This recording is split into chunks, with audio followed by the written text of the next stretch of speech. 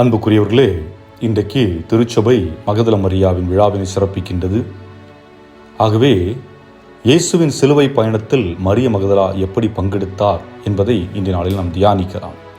ஏனென்றால் இயேசு துன்புற்று இறக்கின்ற தருவாவிலும் அதேபோன்று உயிர்த்தெழுந்த பின்பும் சந்தித்த ஒரு பெண்மணி என்பது மரிய மகதலா. ஆக இந்த பெண்மணியை பற்றி நாம் தியானிப்பதில் பெருமை அடைகின்றோம். விக்டர் பிராங்கிள் என்ற எழுத்தாளர் மேன் சர்ச் ஃபார் மீனிங் என்ற ஒரு புத்தகத்தை எழுதுகின்றார். அதனுடைய தமிழ் ஆக்கம் என்பது மனிதன் தன் வாழ்வின் அர்த்தத்தை தேடுகின்றான். இந்த புத்தகம் முழுவதும் ஜெர்மானிய நாட்டில் ஹிட்லரின் ஆட்சி காலத்தில் நடந்த கொடுமைகளையும் கொலைகளை பற்றியும், அதே நேரம் அந்த கொடுமையான சூழலிலும் எப்படி உயிர் வாழ்ந்தார்கள் என்பதை பற்றியும் அந்த எழுத்தாளர் எழுதியிருக்கின்றார். விக்டர் பிராங்கிள் என்பவரும் வதை முகாமில் அடைக்கப்பட்டிருந்த ஒரு மனிதர். அந்த காலகட்டத்திலே இயலாதவர்கள், உடல் ஊனமுற்றோர், இவர்களை தனி அறைக்குள் அழைத்துச் சென்று அடைக்கப்பட்டு விஷ வாயுவை செலுத்தி கொலை செய்தார்கள். ஆக எப்பொழுது ஒரு மனிதர் இயலாமைக்கு தள்ளப்படுகின்றாரோ அப்பொழுது மரணத்தை தழுவுகிறார். ஆக இதை பார்த்த மற்ற மனிதர்களுக்கு ஏதாவது ஒன்று அவர்களை உயிர் வாழ வைக்க வேண்டும். அப்படிப்பட்ட ஒரு நிலை. காரணம், உணவும் அதிகமாக கொடுப்பதில்லை. ஒரு ரொட்டி துண்டு தான் கொடுத்தார்கள், ஒரு கிளாஸ் தண்ணீர். இதை உண்டு, இதை குடித்து தான் இவர்கள் வாழ வேண்டும். ஆனால் கடின உழைப்பை அவர்கள் செலுத்த வேண்டியிருந்தது. ஆக ஏதாவது ஒன்றை எதிர்நோக்கி இருந்தார்கள் என்றால் அந்த எதிர்நோக்கு மட்டும்தான் அவர்களை வாழ வைக்கும். அப்படிப்பட்ட ஒரு சூழலில் தான் வாழ்ந்தார்கள். அந்த வதை முகாமில் ஒரு கட்டிலில் 4 பேர் படுத்திருக்க வேண்டும். திரும்பி படுக்கக்கூட முடியாத ஒரு சூழல். துன்பங்களை தாங்க முடியாமல் பலர் தூக்கிட்டு தற்கொலை செய்து கொண்டார்கள் என்று எழுதுகிறார். இன்னும் இது போன்ற பல கொடூரமான நிகழ்வுகள் அங்கே அரங்கேறின. இந்த சூழலில் விக்டர் பிராங்கிள் எழுதுகிறார், என் மனைவி கண்ணுக்கு எட்டாத தூரத்தில் அடைக்கப்பட்டிருக்கிறார். அவரை நான் காண வேண்டும். நான் அவரை காதலிக்கிறேன். நிச்சயமாக அவரை நான் பார்ப்பேன். அதுவரை நான் உயிரோடு இருப்பேன் என்ற ஒரு நம்பிக்கையிலே தன்னுடைய வாழ்க்கையை கடத்தியதாக அவர் சொல்லுகின்றார். ஆக தான் துன்புற்று இருக்கின்ற பொழுதும் தன்னுடைய மனைவி இன்னொருடத்தில் துன்புற்றிருந்த அந்த நிலையிலும் தன்னுடைய மனைவியின் துன்பத்தை நினைத்து நான் அவரை மீண்டும் பார்க்க வேண்டும் என்ற ஒரு எண்ணத்திலே, என்ற ஒரு ஆசையிலே எந்த ஒரு கடினமான வேலையையும் எளிதாக செய்துவிட்டு தன்னுடைய உயிரை காத்து கொள்ளுகின்றார். வதை முகாமிலிருந்து விடுதலையான பின்பு அவர் கூறுகிறார், நான் என் மனைவி மீது கொண்ட காதலும் அன்பும் தான் இன்று நான் உயிரோடு இருப்பதற்கு காரணமாக இருக்கின்றது என்று. ஆம் அன்புக்குரியவர்களே, உண்மை காதல் துவண்டு போகாது. இதைத்தான் மகதல மரியாவிடம் பார்க்கின்றோம். இயேசுவோடு இருந்த சீடர்கள் தங்கள் உயிரை காப்பாற்றிக் கொள்ள ஓடிவிடுகிறார்கள். எத்தனையோ மனிதர்கள் இயேசுவால் பலனடைந்த போதும் அவர்கள் அங்கே யாருமே நிற்கவில்லை. தங்கள் உயிர்தான் முக்கியம் என்று ஒளிந்து கொண்டார்கள். ஆனால் மகதல மரியா இயேசுவின் பாடுகளின் தொடக்கம் முதல் இறுதி வரை அங்கே நிற்கின்றாள். இயேசுவின் பாடுகளில் பங்கெடுக்கின்றார். இதுதான் அன்பு, உண்மையான அன்பு. அன்பு எந்த எதிர்பார்ப்பும் இல்லாதது. அன்பு தன்னை பற்றி யோசிப்பதை விட தேவையில் இருப்போரை பற்றி சிந்திக்கிறது. உண்மை அன்பை உணர்கிறாயா அல்லது கொடுக்க முடிகிறதா? ஜான் கிரே என்ற எழுத்தாளர் men are from Mars, women are from Venus, அதாவது தமிழில் ஆண்களின் பூர்வீகம் செவ்வாய், பெண்களின் பூர்வீகம் சுக்கிரன் என்ற புத்தகத்தில் எழுதுகிறார், என் மனைவி குழந்தை பெற்றெடுக்கும் காலம். நானும் சில நாட்கள் விடுமுறை எடுத்து அவளோடு தங்கியிருந்தேன். குழந்தை பிறந்த பின்பு சில நாட்களில் நான் வேலைக்கு செல்ல வேண்டிய நாள் வந்தபோது சென்று விட்டேன். வீட்டில் அவள் குழந்தையோடு இருந்தாள். அன்றைய தினம் அவளுக்கு வலி அதிகமாக ஏற்பட்டது. என்னுடைய சகோதரன் என்னுடைய இல்லத்திற்கு வந்தபொழுது என்னுடைய மனைவி அவனிடம், மருந்து எனக்கு வலிக்கிறது, ஆகவே வலிக்கான மாத்திரைகளை வாங்கி கொடுங்கள் என்று கேட்க, என்னுடைய சகோதரனோ மறந்து சென்று விட்டான். மாலை வரை அவள் காத்து கொண்டிருந்தாள். ஆனால் என்னுடைய சகோதரன் மாத்திரைகள் வாங்கி வரவில்லை. மாலையிலே நான் என்னுடைய வீட்டிற்கு வந்தவுடன் அவள் என்னிடம் சொன்னார், வலி மாத்திரை தீர்ந்து போச்சு என்று சொன்னவுடன் எனக்கு கோபம் வந்துவிட்டது. அதாவது என்னை தான் குறை சொல்லப் போகிறாள் என்று என்னுடைய சட்டையை எடுத்து போட்டு வெளியே கிளம்ப முற்பட்டேன். அப்பொழுது அவள் மெல்ல சொன்னாள், கோபப்படாதீர்கள், ஏன் எப்பவும் கோபப்பட்டுட்டு சட்டையை எடுத்துட்டு உடனே வெளியே புறப்பட்டு போகிறீங்க, கொஞ்சம் பக்கத்தில் வாங்க என்று சொன்னவுடன் சரி என்னதான் சொல்ல போறா என்று பார்க்கலாம் என்று அவள் அருகில் சென்றேன். அவள் பக்கத்திலே அமரச் சொன்னாள். அமர்ந்தவுடன் என்னுடைய தோளின் மீது அவள் சாய்ந்தாள். சாய்ந்து என்னை அரவணைத்து கொண்டாள். அப்பொழுதுதான் எனக்கு ஒன்று புரிந்தது. என்னுடைய மனைவி என்னிடம் எதிர்பார்ப்பது அரவணைப்பு, உடனிருப்பு. துன்பத்தில் ஒருவரை விட்டு ஓடுவதல்ல அன்பு, மாறாக உடனிருப்பது என்பதை தெளிவுபடுத்துகின்றார். இதைத்தான் மகதல மரியாவும் இயேசு சிலுவையில் கொஞ்சம் கொஞ்சமாக மரித்து கொண்டிருந்த போது செய்து கொண்டிருந்தார். இங்கே நாம் புரிந்து கொள்ள வேண்டியது, இயேசுவுக்கும் மரியாவுக்கும் இருந்த புரிதல், மரியாவை பொறுத்தவரை உம்மை விட்டால் எனக்கு யாரும் இல்லை என்பதே அந்த அன்பின் அடையாளம். அதாவது மரியாவுக்கும் இயேசுவுக்கும் இடையே இருந்த அன்பு ஒவ்வொரு கணவர் மனைவியிடம் இருந்தால் பிரிவுகளும் விவாகரத்து போன்ற செயல்களும் நடைபெறாது. ஆனால் ஒவ்வொரு மனிதரும் ஒருவர் மற்றவரை புரிந்து கொள்ள வேண்டும் என்கிறார் ஜான் கிரே என்ற எழுத்தாளர். அதாவது முதலில் ஆண் என்பவன் யார், பெண் என்பவள் யார் என்று புரிந்து கொள்ள வேண்டும். நீங்கள் யாரையாவது அன்பு செய்தால் ஏன், எதனால் அவரை அல்லது அவளை அன்பு செய்கிறீர்கள் என்று கேட்டால் என்ன பதில் கூறுவீர்கள்? எது உங்களை ஈர்த்தது என்று கேட்டால் சிலர் காரணங்களை கூறுவார்கள்.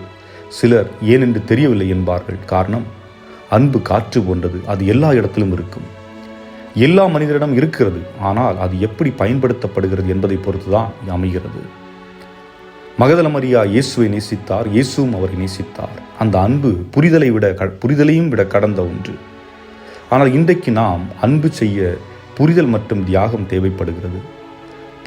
புரிந்து கொள்ளுதல், ஒரு ஆணை ஆணாகவும் ஒரு பெண்ணை பெண்ணாகவும் புரிந்து கொள்ள வேண்டும். ஆண் என்பவன் பிரச்சனைகளை தீர்வை காண முற்படுகிறவன். ஒரு பிரச்சனை இருக்கிறது என்றால் அந்த பிரச்சனை எப்படி தீர்ப்பது என்று எண்ணுவது ஆணின் தன்மை. அந்த நேரத்தில் அவர்கள் மனைவிக்கோ குழந்தைகளுக்கோ நண்பர்களுக்கோ முக்கியத்துவம் அளிக்க மாட்டார்கள். காரணம், அவர்கள் பிரச்சனை தீர்ப்பதில் மட்டும்தான் குறியாக இருப்பார்கள். ஆக 90% அவருடைய சிந்தனைகள் பிரச்சனையை மையப்படுத்தி இருக்கும். 10 அல்லது 20% சிந்தனைகள் மட்டுமே தன் குடும்பத்தை அல்லது தன்னை சார்ந்தவர்களை நோக்கி இருக்கும். ஆகவே அவர்களை தவறாக மதிப்பிட வேண்டிய தேவையில்லை. இது அடிப்படையிலே ஆண்களுக்கு உரித்தாகிய ஒன்று. அதே நேரம் பெண் என்பவள் அன்பை, அரவணைப்பை எதிர்பார்க்கக்கூடியவள். அவள் தன் கணவனிடம் விரும்புவது, நான் பேசுவதை என் கணவர் கேட்டு சரி என்று சொல்ல வேண்டும், அவ்வளவுதான். சில நேரங்களில் சொன்னதை திரும்பச் சொல்வார்கள். ஆண்கள் என்ன செய்வார்கள்? அவர்கள் சொன்ன உடனே அந்த பிரச்சனையை தீர்வு காண்பதற்கான ஆலோசனைகளை வழங்குவார்கள். ஆனால் பெண்களுக்கு அது தேவையில்லை. சில நாட்கள் கழித்து மீண்டும் அதே பிரச்சனையை சொல்லுவார்கள். இவர்கள் வேறு ஒரு தீர்வை வழங்குவார்கள். மீண்டும் மீண்டும் இன்னொரு ஆலோசனை வழங்குவார்கள். ஆனால் அந்த பெண்களுக்கு, மனைவிமார்களுக்கு ஆலோசனைகள் தேவையில்லை. அவர்கள் சொல்லுவதை இவர்கள் கேட்க வேண்டும், ஆம் என்று சொன்னால் போதும், அதுதான். ஆனால் ஆண்களுடைய மனநிலை என்பது தீர்வை நோக்கி இருப்பதனால் அவர்கள் அவ்வாறு செய்கிறார்கள்.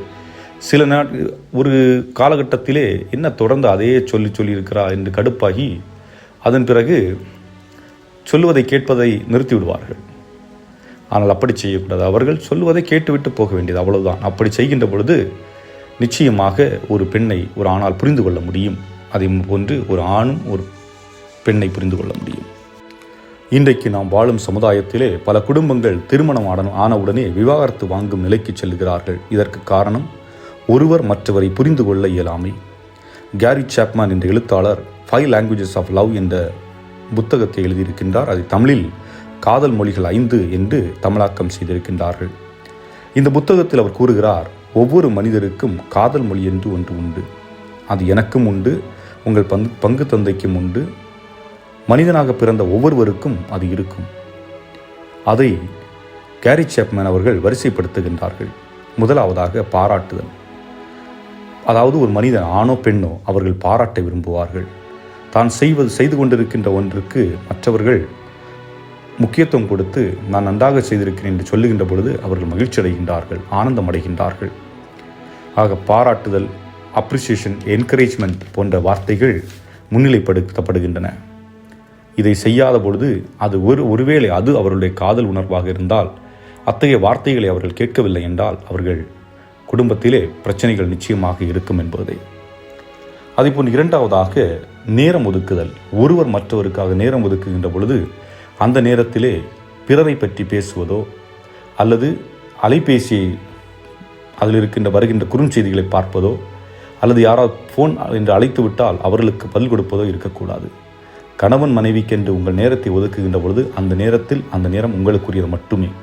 பல நேரங்களிலே குடும்பத்தில் பிள்ளைங்க இருக்கிறாங்க, பெரியவங்க இருக்கிறாங்க என்று உங்களுடைய நேரத்தை நீங்கள் ஒதுக்காமல் இருக்கின்ற பொழுது அதுவும் குடும்பத்தில் கணவன் மனைவியுடைய ஒரு பிரச்சனையை உருவாக்கக்கூடிய ஒரு சூழல் உருவாகும். ஆக நேரம் ஒதுக்குதல் என்பது முக்கியமான ஒன்று. 3வது, பணிவிடை புரிவது. அதாவது சிலருக்கு நான் சமைத்து கொண்டிருக்கின்ற பொழுது என்னுடைய மனைவி எனக்கு உதவி செய்தால் நன்றாக இருக்கும், அல்லது என்னுடைய கணவர் எனக்கு உதவி செய்தால் நன்றாக இருக்கும், அல்லது நான் ஏதாவது ஒரு புது முயற்சியை எடுக்கின்ற பொழுது என்னுடைய கணவரோ அல்லது என்னுடைய மனைவியை உடனிருக்க வேண்டும் என்று ஆசைப்படுகின்ற இது போன்ற நிலைகள் ஒருவருக்கு ஒருவர் பணிவிடை புரிவது. ஆக இது கூட ஒரு காதல் மொழியாக இருக்கலாம். 4வது, பரிசு பொருட்கள் வாங்கி கொடுப்பது. பரிசு பொருட்கள் என்று சொன்னவுடன் நகையும் பட்டு புடவைகளும் வாங்கி கொடுக்க வேண்டும் என்றல்ல, மாறாக வெளியே செல்கின்ற பொழுது ஒரு 5 ரூபாய்க்கு ஏதாவது ஒன்று, ஒரு 10 ரூபாய்க்கு ஏதாவது ஒன்று, ஒரு சிறிய பொருளை நீங்கள் வாங்கி கொடுத்தாலே அது காதலினுடைய அடையாளமாக இங்கே முக்கியத்துவம் பெறுகின்றது. இறுதியாக தொடுதல் என்பது தலைவாரி விடுவது, வேதனை இருக்கும்போது ஒரு அரவணைப்பு, இதுபோன்று நீங்கள் செய்யும் சிறு செயல்கள் பயனுள்ள விதமாக மாறுகின்றது. காரணம், அதுதான் அவருடைய காதல் மொழி என்றால் உங்களுடைய அன்பு ஆழப்படுத்தப்படுகின்றது என்று அர்த்தம். ஆக இந்த 5 நிலைகள் நான் சொன்னேன், இது பலவற்றை சுருக்கி 5ஆக சொல்லியிருக்கின்றார்கள். இந்த 5இல் உங்களுடைய காதல் மொழி அல்லது உங்களுடைய மனைவியுடைய காதல் மொழி எது, அது உங்களுடைய கணவனின் காதல் மொழி எது என்பதை நீங்கள் கண்டுபிடிக்க வேண்டும். அதை கண்டுபிடித்து சரியாக செய்தீர்கள் என்றால் உங்கள் குடும்பத்தில் பிரச்சனைகளோ, பிரிவுகளோ, டிவோர்ஸ் இது போன்ற நிலைகள் நிச்சயமாக வராது என்பதை சொல்ல முடியும். ஆக அன்புக்குரியவர்களே, மகதல மரியாவின் அன்பு இயேசுவின் துன்பத்தில் அவருடன் நின்றது. நமது அன்பு நம்மை சார்ந்துள்ள மனிதர்கள் துன்புறும் போது, வேதனையுறும் போது அவர்களோடு இருக்க வேண்டும். சிந்தியுங்கள், துன்புறும் என் தாயை மதிக்கிறேனா அல்லது என் விருப்பத்தை நோக்கி ஓடுகிறேனா? குழப்பத்தில் இருக்கும் என் தந்தைக்கு உடன் இருக்கிறேனா அல்லது கண்டுகொள்ளாமல் என் வேலையை பார்க்கிறேனா? என் கணவரின் பிரச்சனைகளை உணர்ந்து என்னால் அவரோடு அன்புடன் பழக முடிகிறதா? என் மனைவியின் உணர்வுகளை மதிப்பளிக்கிறேனா? இவ்வாறு செய்தோம் என்றால் மகதல மரியா காட்டிய அன்பில் நாமும் சிறிதளவு பங்கெடுக்கிறோம் என்று அர்த்தம். சிந்தித்து பார்ப்போம். இறைவன் உங்களையும் உங்கள் குடும்பத்தையும் நிறைவாக ஆசீர்வதிப்பாராக. ஆமென்.